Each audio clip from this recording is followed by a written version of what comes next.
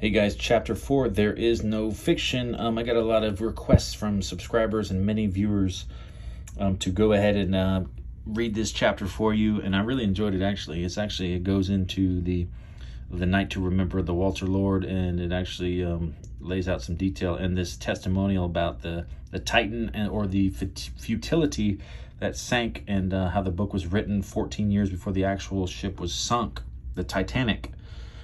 There is no fiction. If an imaginal activity can produce a physical effect, our physical world must be essentially imaginal. To prove this would require merely that we observe our imaginal activities and watch to see whether or not they produce corresponding external effects. If they do, then we must conclude that there is no fiction. Today's imaginal drama fiction becomes tomorrow's fact. If we had this wider view of causation, that causation is mental, not physical, that our mental states are causative of physical effects, then we would realize our responsibility as a creator and imagine only the best imaginable. Fable enacted as a sort of stage play in the mind of what causes the physical facts of life. Man believes that the reality resides in the solid objects he sees around him, that it is this world that the drama of life originates, that events spring suddenly into existence, created moment by moment out of antecedent physical facts. But causation does not lie in the external world of facts. The drama of life originates in the imagination of man. The real act of becoming takes place within man's imagination and not without. The following stories could define causation as the assemblage of mental states, while occurring creates that which the assemblage implies. The foreword from Walter Lord's A Night to Remember illustrates my claim. Imagining creates reality. In 1898, a struggling author named Morgan Robertson concocted a novel about a fabulous Atlantic liner, far larger than any that had ever been built. Robertson loaded this ship with rich and complacent people and then wrecked it one cold April night on an iceberg.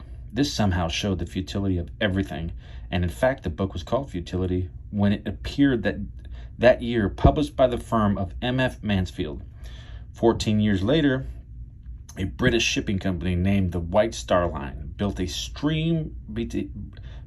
steamer remarkably like the one in Robertson's novel. The new liner was 66,000 tons displacement. Robertson's was 70,000 tons. The real ship was 882.5 feet long. The fictional one was 800 feet. Both could carry about 3,000 people, and both had enough lifeboats for only a fraction of this number. But then this didn't seem to matter because both were labeled unsinkable. Only on April 19th, 1912, the real ship left Southampton on her maiden voyage to New York. Her cargo included a priceless copy of Rabiat of Omar Khayyam and a list of passengers collectively worth $250 million. On her way over, she too struck an iceberg and went down on a cold April night. Robertson called the ship the Titan. The White Star Line called its ship the Titan. All right, there it is, guys. Law and a Promise. This is out of Neville Goddard's chapter, There Is No Fiction, Chapter 4, Law and Promise. I wanted to share this. It was a request by many viewers and subscribers. There is no fiction, guys. All right.